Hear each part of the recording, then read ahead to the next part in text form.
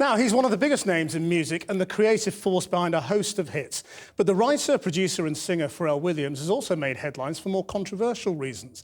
I've been talking to the multi-Grammy Award winner about sexism, race and happiness. The oldest son of a teacher and a handyman, Pharrell Williams didn't exactly grow up in the hood, but from modest beginnings, he's become a global superstar. As one half of the Neptunes, he became one of the most prolific producers, making hits for the biggest names in pop and hip-hop. The steady stream of creating other people's hits have complemented his own career as a vocalist. He was jointly behind the top 2 best-selling singles of last year. Daft Punk's Get Lucky and Robin Thicke's Blurred Lines. The song that Pharrell co-wrote became #1 in 14 countries, but its success was tempered with controversy over the sexual politics of the lyrics. A bit rapey is how one commentator famously described it. The naked models in the unrestricted video infuriating many. The song was banned by student unions across Britain and provoked protest in America. You can't have missed Happy from the animated hit Despicable Me 2. Strangely, it didn't win the Oscar, but did inspire hundreds of videos around the world. Last week, a group of Iranians were arrested when their version was branded vulgar, though the new President Rouhani came to their defense, saying Iran shouldn't be too hard on behavior caused by joy. I was saddened by it, with all due respect to those who were offended religiously.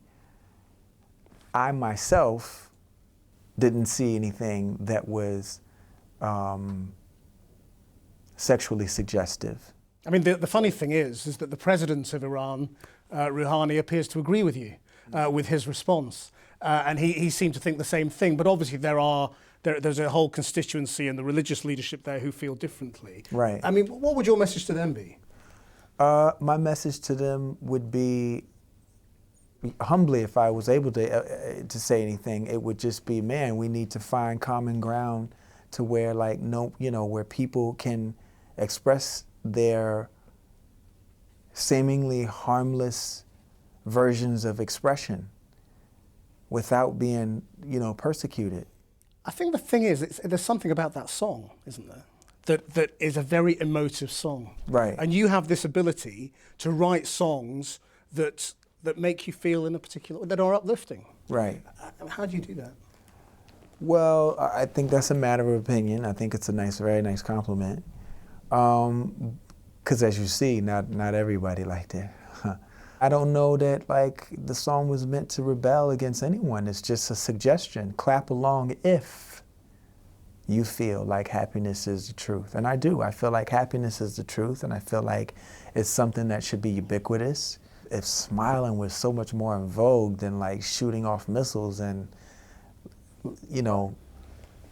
I mean, and I'm not trying to be all philosophical and speak esoterically and speak like some activist or world leader, because that is not what I am, and that was not my calling. You say that, but you get drawn into politics a bit, don't you? I mean, you recently backed Hillary Clinton for the US presidency.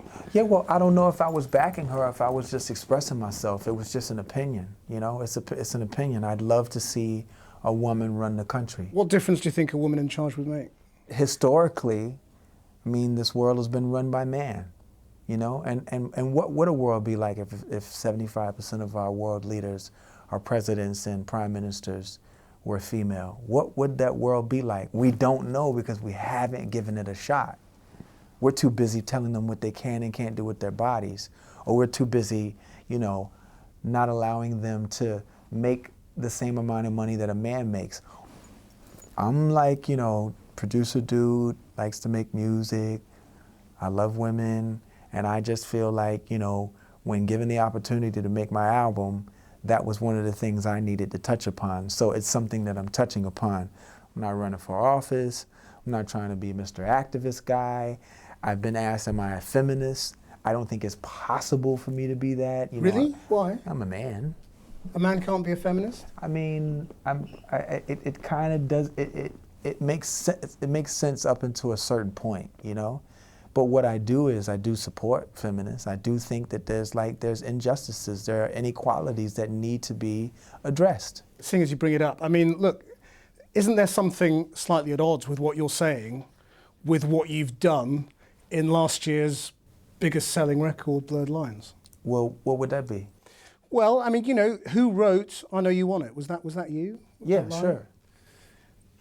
That was very criticised by many people who felt it. It was. It literally blurred the lines between a woman's right to say no and a man forcing himself. I don't know where the forcing himself and a woman's right to say no was ever addressed in that song. I Know You Want It? Isn't that classic? Is that a man forcing himself on you? Isn't it cajoling a woman? Let me ask you a question. Women sing that song, so are women singing that to other women? Maybe they just like the song, but I mean, you know, but the line. But wait, the line. What does the line suggest? I know you want it. Which is a cajoling kind of thing to say, isn't it? Is it sexually suggestive when a car salesman says to a person who's trying to buy a car, "I know you want it"? I'm asking you. But it's a phrase that's often used in a sexual context, isn't it? Okay, between cool. people. I mean, So does that make it off limits for me to use it in a song, especially when the overall arching context is that there are good women who also have bad thoughts? If a good woman can have sexual thoughts, is it wrong for a man to have a correct guess that a woman might want something? I think you have to put this in the context of the song and of the video, okay. Which, as you know, was also very controversial. Okay. And, you know, I mean, you stood there with women You know I'm enjoying topless. this, right?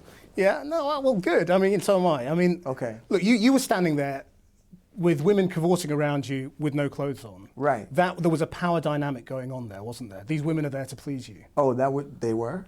Were they not? Did I touch them sexually? You don't need to. They were there with their boobs out. Oh, okay. So let me ask you something. So in a high fashion magazine, when women have their boobs out, is there something sexual there too? It wasn't a high fashion magazine. It was a music video. Oh, well, if you ask the director, who's a female, who wrote it, she was inspired by editorials by high fashion magazines where women do have their boobs out. But it also had the line, I don't know whether you wrote this one or not, I'll give you something big enough to tear your ass in two. That is a vile line, isn't it? Yeah, that was what T.I. wrote. But do you disown that line? I didn't write that. Do you disown that line? I'm not disowning the line. I didn't write it, sir. Yeah. Tip says some things in there that, like, you know, give you something big enough to break your ass in two. I can tell you're uncomfortable with that line, aren't you? I mean, No, I'm not uncomfortable with that line. Shouldn't you be? No. Why should I be uncomfortable? I love women. I love them inside and out. That song was meant for women to hear that song and say, you know what, I'm a good woman. And sometimes I do have bad thoughts. Because you're a good man, right? I hope so. Okay, you're a good man. Do you have a significant other? Yes. Okay. Are there ever times where you have naughty thoughts? Who's doing this interview? Oh, it doesn't matter. No. Let's not get off of it. Let's be fair. I would never answer a question like that. You would never answer a question like that. And that's why that song needs to exist. You told Oprah Winfrey you're a new black. And I just wondered what you mean by that. Well, it was because again, a lot of people have been wondering, what do you mean, and what's an old black if you're a new black? You know? Well, no, I can't point to anybody else. The only thing I can tell you is, you know, my experience in being black is that, like, I love what I do, I love who I am, and I make no excuses for what I look like and what that means to me. When I said new black, I wasn't trying to alienate anyone or separate. Now is not the time to be divisive. Now is the time for us to come together. And I love my people, and I feel like my people love me. Pharrell Williams, and there's more of that on the website. Beyond my comfort zone.